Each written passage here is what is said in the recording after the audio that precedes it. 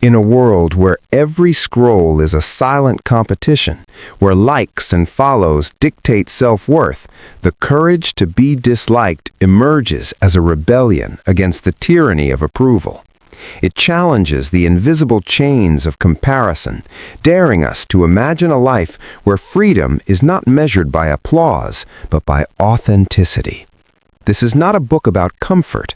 It is a manifesto for courage, a call to arms against the suffocating need to be liked. Adlerian psychology teaches that the pursuit of approval enslaves us. Every decision filtered through the lens of, will they like me, becomes a prison. The book argues that true freedom begins when we stop outsourcing our worth to others. Unlike Atomic Habits, which focuses on incremental change, this philosophy demands a radical shift, severing the umbilical cord of validation. To be disliked is not. The book insists that courage is not found in applause, but in rejection. To choose dislike is to choose freedom. Imagine saying no without guilt, walking away without explanation, living without the constant itch of approval.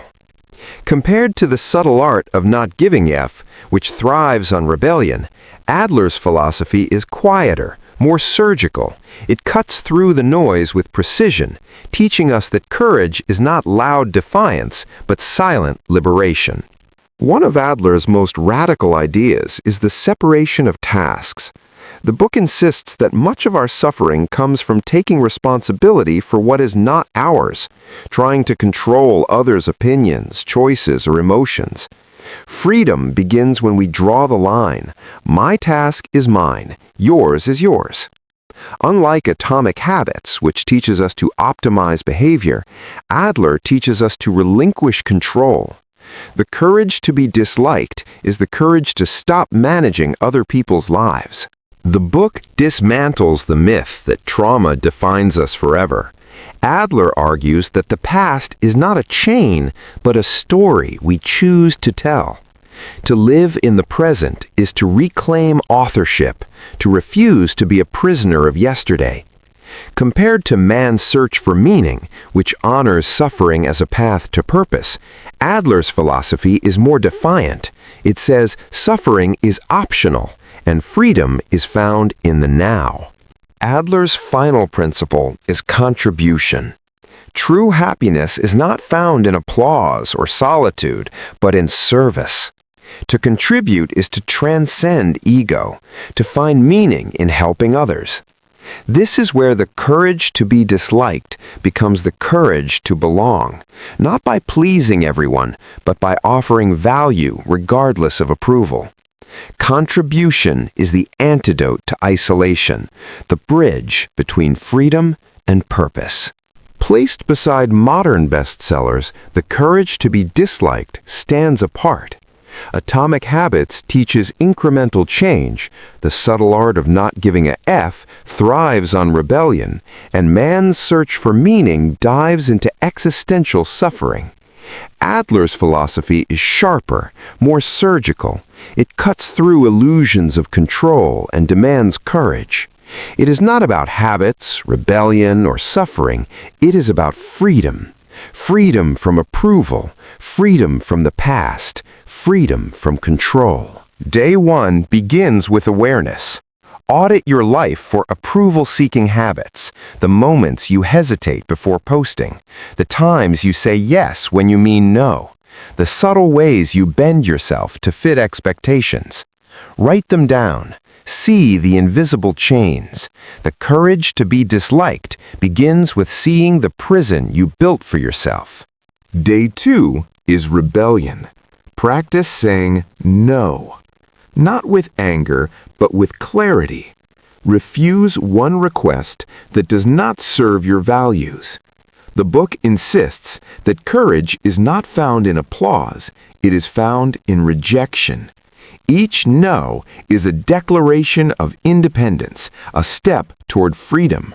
Day 3 is discipline. Separate tasks. Ask yourself, is this my responsibility or theirs? If it belongs to someone else, let it go. This is the surgical precision of Adler philosophy, cutting away the illusions of control. Freedom is not managing others, it is mastering yourself. Day 4 is Presence 4. Journal your wins. Journal your wins in the present tense. Write not about what you regret or fear, but about what you achieved today, however small. Adler insists the past is not a chain, it is a choice. By recording present victories, you train your mind to live in the now.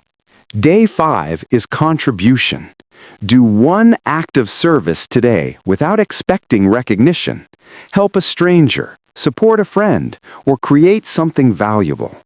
Adler insists that happiness is found not in applause, but in contribution. Each act of service is a declaration that your worth is not tied to approval, it is tied to impact. Day 6 is reframing.